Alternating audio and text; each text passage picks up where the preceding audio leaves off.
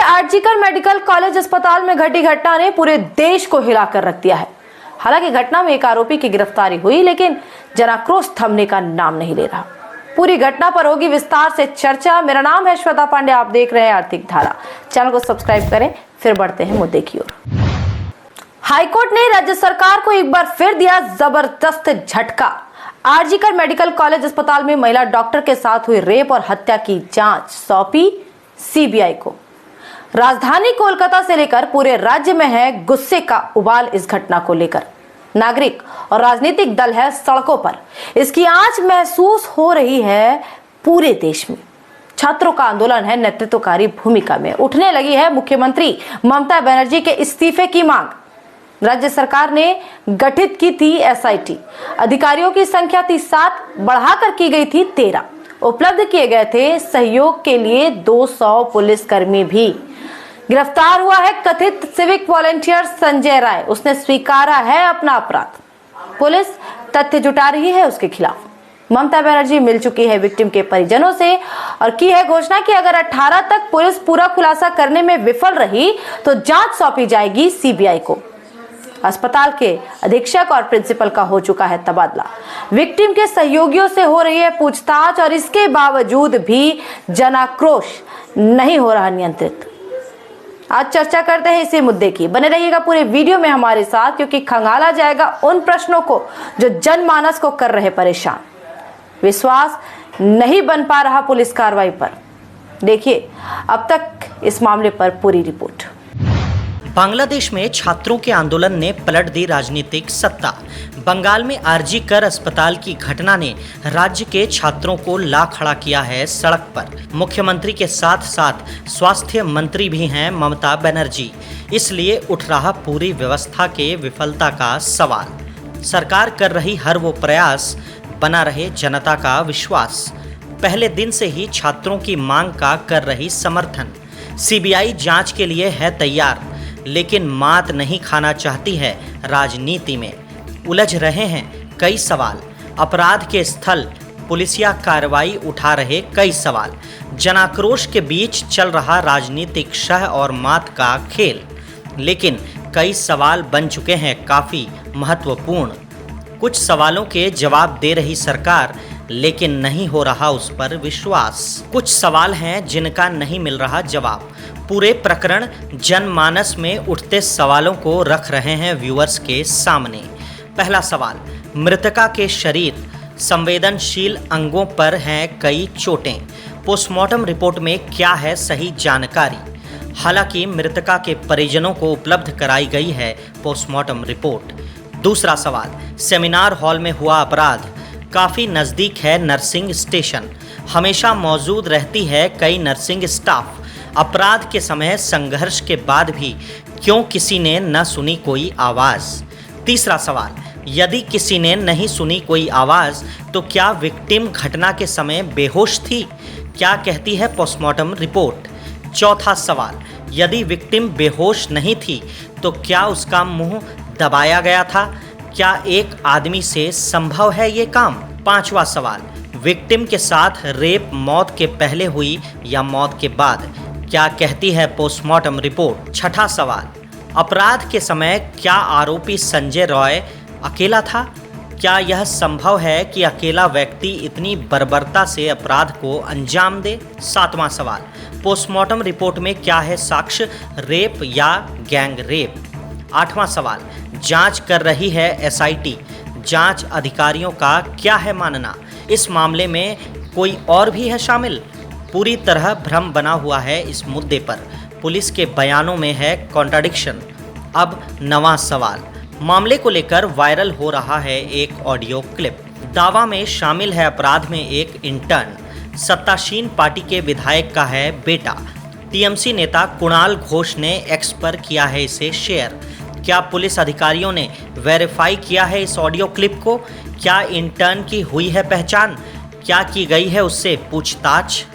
10वां सवाल, आरोपी संजय रॉय पर है कई गंभीर आरोप। शराब के नशे में वह डॉक्टरों के साथ करता था मिसबिहेव। क्या अस्पताल एडमिनिस्ट्रेशन के पास हुई थी कोई कंप्लेन? यदि हुई थी तो क्या हुई कोई कार्रवाई? 11वां सवाल, क्या मेडिकल कॉलेज के प्रिंसिपल सुदीप घोष एडमिनिस्ट्रेशन पूरी तरह से अनजान था संजय रॉय की इन एक्टिविटी से? 12वां सवाल, 2 वर्ष पहले संजय रॉय ने मारपीट की थी अपनी गर्भवती वाइफ के साथ। कालीघाट थाने में दर्ज हुई थी शिकायत, किसके दबाव में नहीं की गई उसके खिलाफ कोई कार्रवाई? 13वां सवाल, आरोपी संजय रॉय के बैकग्राउंड की क्या की गई थी कभी इंक्वायरी? पुलिस तथा कॉलेज एडमिनिस्ट्रेशन ने क्यों नहीं समझा इसे ज़रूरी? 14वां सवाल, किसी भी सुरक्षा गार्ड या सिविक वॉलेंटियर को पूरे अस्पताल में भवन के हर हिस्से में जाने की अनुमति मिलती है कैसे? अस्पताल एडमिनिस्ट्रेशन क्यों बना रहा इस पर लापरवाह? अब सबसे बड़ा 15वां सवाल, ममता जांच सौंपने को तैयार है सीबीआई को, तो क्या हो रहा है 7 दिनों का इंतज़ार? क्या इस समय में नष्ट नहीं हो जाएंगे एविडेंस? क्या पुलिस सीबीआई में नहीं होगा डिस्प्यूट? 16वां सवाल, कॉलेज के प्रिंसिपल सुदीप घोष पर इतनी मेहरबान क्यों है ममता सरकार?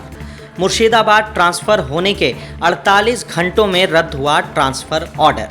दूसरी बार तबादला होने के बाद गए मुर्शिदाबाद, 1 माह में क्यों लौट आए आरजी कर मेडिकल कॉलेज?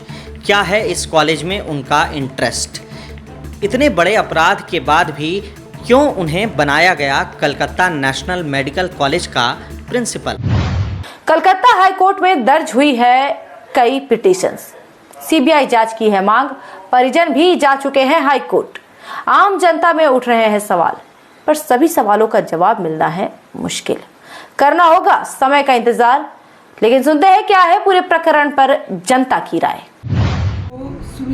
सेफ्टी मिलनी चाहिए गवर्नमेंट की तरफ से, प्लस इस केस में हम डॉक्टर्स को जस्टिस चाहिए कि उसके साथ ऐसा क्यों हुआ।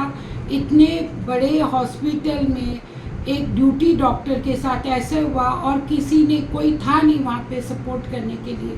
मैं इसमें ज़रूर गवर्नमेंट से रिक्वेस्ट करूँगी कि प्लीज़ आप लेडी डॉक्टर्स के लिए स्पेशल सेफ्टी प्रोविजंस प्रोवाइड करिए, ताकि हर लेडी से फ्रीली और इससे काम कर सके।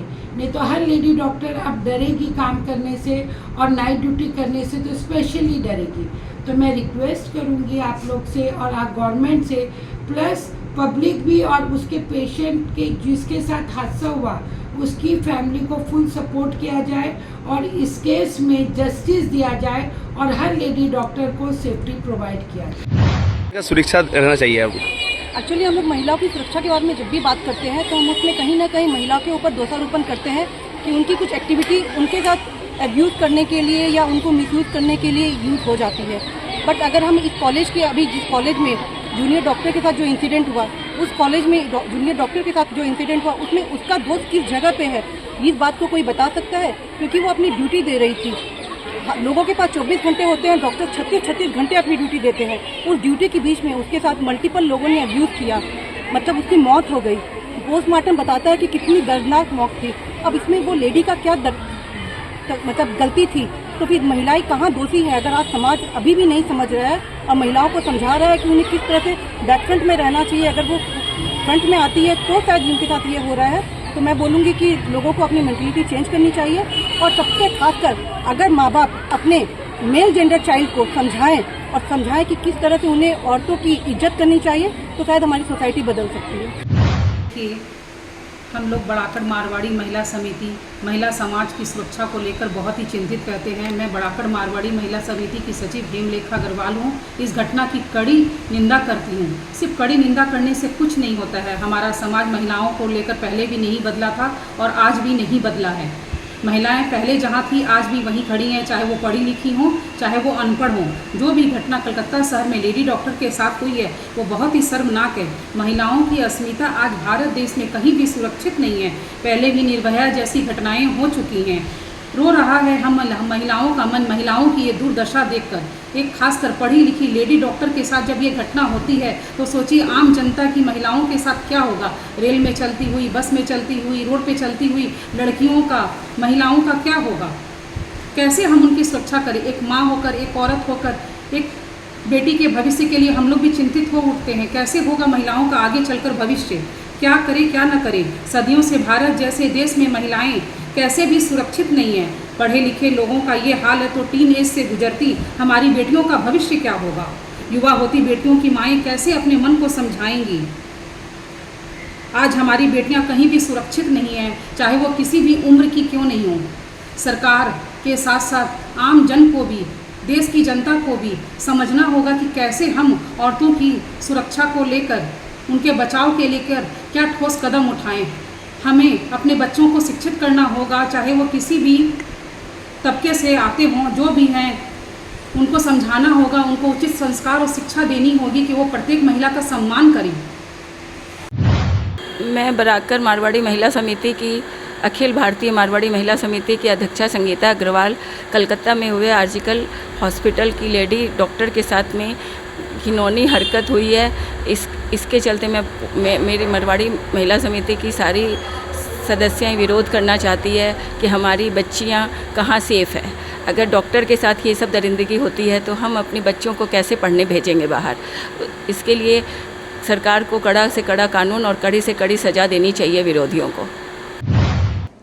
इसके लिए लेकर मैं ये कहना चाहती हूँ कि आज के टाइम में महिला कहीं भी सुरक्षित नहीं है और इसको लेकर के भारत में बहुत ही कड़ा कानून बनाना चाहिए, क्योंकि महिला आज जेंट्स होते हैं वो लोग कहीं भी रात किसी भी टाइम जा सकते हैं, लेकिन एक महिला किसी भी टाइम में जाने के लिए सोचती है जब वो हॉस्पिटल में सेफ नहीं है, मतलब कि किसी एरिया में किसी भी फील्ड में महिला अपने आप को सेफ नहीं फील करती है।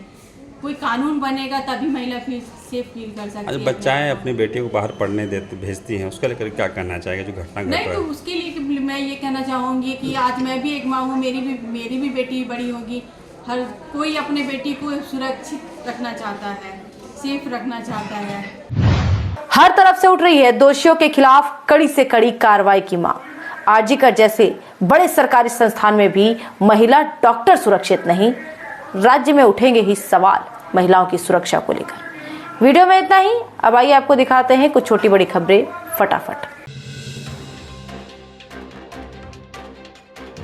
रानीगंज के सियारसोल हाई स्कूल परिसर में पुलिस ने लगाया जागरूकता शिविर।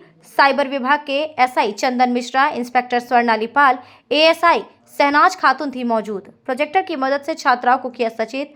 आयोजक था inner well club of Raniganj. अधिकारियों ने किया दावा, छात्राओं के जागरूक होने से जागरूक होगा समाज भी। सोशल मीडिया को लेकर रहना होगा सचेत। इन्वेस्ट और जॉब की लालच देते हैं अपराधी। हम लोग यहाँ पे एक अवेयरनेस सेशन को लेकर के आए हैं जो साइबर क्राइम से रिलेटेड है, जिससे इन लोगों को अवेयर किया जा सके साइबर क्राइम कितने टाइप्स के हैं, क्या क्या है और कैसे खुद को सेव किया जाए। ये बच्चे हैं, कल ये अपने घर पे जाकर के जब अपने फैमिली को बताएंगे तो इस तरह से क्या होता है, ये इनके थ्रू से इनका तो सोशल गैदरिंग इनका जितना ज़्यादा बढ़ेगा, ये अवेयरनेस उतना ज़्यादा फोकस रहेगा। बाराबनी में मिला है डेंगू का मरीज। बाराबनी पंचायत अंतर्गत नेताजी पल्ली निवासी श्याम सुंदर सिंह कुछ दिन पहले हो गए थे अस्वस्थ। जिला अस्पताल में कराई गई उनके रक्त की परीक्षा, जांच में डेंगू से पीड़ित होने की हुई पुष्टि। इसके बाद रेस हो गया हेल्थ विभाग। मेडिकल कर्मियों के साथ आशा कर्मी कर रही घर घर सर्वे। ग्रामीणों को दी जा रही डेंगू से बचने की जानकारी। भाजपा विधायक अग्निमित्रा पाल भाजपा कर्मियों संग पहुंची आसनसोल जिला अस्पताल। सुप्रिंटेंडेंट डॉक्टर निखिल चंद्र दास से की मुलाकात। अस्पताल में महिला डॉक्टरों, मेडिकल कर्मियों की सुरक्षा की रखी मांग। अस्पताल परिसर में अवांछित तत्वों के विचरण पर लगानी होगी रोक। अस्पताल की रोगी कल्याण समिति से उन्हें अलग रखने पर जताया आक्रोश। कोलकाता की घटना की पुनरावृत्ति ना होने देने के लिए हो जरूरी व्यवस्था। पुलिस अधिकारियों को दी चुनौती। मौजूद थे भाजपा जिलाध्यक्ष बाप्पा चैटर्जी भी। আজকে আমাদের ডিস্ট্রিক্ট হাসপাতালে এখানে এসেছি, আসানসোল আমার বিধানসভায় যে ডিস্ট্রিক্ট হাসপাতাল, এখানে এসেছি একটি কারণেই যে আমরা শুনলাম এক দুদিন আগে এখানকার ডাক্তার এবং নার্সরা আমাদের সিপিকে, কমিশনার অফ পুলিশকে কিছু কমপ্লেন জানিয়েছেন। এখানেও কিছু বিষয় রয়েছে, তারা সুরক্ষিত মনে করছেন না নিজেদেরকে। এবং আরজি করের ঘটনাটা ঘটার পর আমরা কি বলবো, শিহরিত। আমরা এইভাবে যে হতে পারে এবং যেভাবে কেঁচো খুঁড়তে সাপ বেরোচ্ছে, আমরা সবাই জানি যে সিভিক ভলেন্টিয়ার সঞ্জয় রায়কে গ্রেপ্তার করা হয়েছে, কিন্তু শোনা যাচ্ছে কোনো টিএমসির প্রভাবশালী এমপি তার ভাগ্নে এর মধ্যে ডাইরেক্টলি ইনভলভড। সেই কারণেই কলকাতা পুলিশ এবং কলকাতা পুলিশের কমিশনার বিনীত গোয়েল এত তাড়াহুড়ো করে বডিটাকে সেদিন পুড়িয়ে দিলেন, আমরা বুঝতে পারছি কারণটা। आसनसोल उत्तर थाना अंतर्गत कल्ला मोड़ में हुआ सड़क हादसा, वाहन की चपेट में आने से हो गई चाय विक्रेता तरुण सिंह की मौत। पुलिस ने जब्त किया वाहन। स्थानीय पार्षद सह बोरो चेयरमैन उत्पल सिन्हा पहुंचे वहां, मीडिया को दी जानकारी। मृतक की पत्नी की मौत हुई कुछ महीने पहले, 3 छोटे छोटे बच्चे हो गए हैं अनाथ। परिवार के एक सदस्य को नौकरी देने की हुई मांग। पोस्टमार्टम के बाद शव सौंपा गया परिजनों को। झारखंड के बोकारो रेंज के डीआईजी सुरेंद्र कुमार झा पहुंचे चिरकुंडा थाना के ओडी, सिरिस्ता और हाजत का किया निरीक्षण। अनुमंडल पुलिस अधिकारियों से किया परिचय। थाना निरीक्षण के दौरान मिली कई कमियां, जल्द सुधार करने का दिया निर्देश। मीडिया कर्मियों से की बात, युवा भटक रहे अपराध की ओर, हार्डकोर क्रिमिनल पर अंकुश लगा रही है पुलिस। विधानसभा चुनाव शांतिपूर्ण कराने की चल रही तैयारियां, लगातार हो रही पीएसयू की बैठकें। कांग्रेस कर्मियों ने आसनसोल नॉर्थ थाना के समक्ष दिया धरना। कार्यालय के प्रवेश द्वार को कर दिया जाम। पुलिस पर लगाया मॉब लिंचिंग करने वालों को संरक्षण देने का आरोप। रेलपार के मोहम्मद आमिर और मोहम्मद हक है हॉकर्स। बकरी चोरी का आरोप लगाकर की गई मॉब लिंचिंग। नेतृत्व कर रहा था समीर बावरी। पुलिस ने दर्ज की थी एफआईआर। दोनों विक्टिम है जेल में। समीर बावरी की नहीं हो रही गिरफ्तारी, आश्वासन के बाद समाप्त हुआ आंदोलन। गत 10 तारीखे हमारे सामने आसे चंद्रचूड़ मंदिर पासे रघुनाथबाटी ग्रामेर घटना। ये दुजन रेलपार एलाकार दुजन युवक मोहम्मद आमिर और मुस्लिम हक एरा गेछिलो, एरा विभिन्न जगह फेरी करे बेड़ाय। हठात् करे तादेरके छागल चुरिर अपराध दिए ग्रामेर लोक घिरे धरे एवं समीर बाउरी बोले एकटा छेले दुजनके कुकुर बेड़ालेर मतो मारछे देखा जाए। पुलिसेर काछे एफआईआर हयेछे, आमादेर काछे एफआईआर कपि आछे। সেই এফআইআরের এগেনস্টে এখনও পর্যন্ত সমীর বাবুরিকে গ্রেপ্তার করা হয়নি। অথচ যে দুজন মার খেলো তাদেরকে অপবাদ দেওয়া হলো তারা নাকি ছাগল চুরি করতে গেছে। ছাগল পাওয়া যায়নি তাদের কাছ থেকে, তারা ফেরি করে খায়। সমাজে যেভাবে ঘৃণার বাতাবরণ সৃষ্টি হয়েছে তারই প্রতিফলন এটা, যে সেই দুজন ছেলে আজকে জেলের ভেতরে যারা মার খেয়েছে তাদের ট্রিটমেন্ট করায়নি।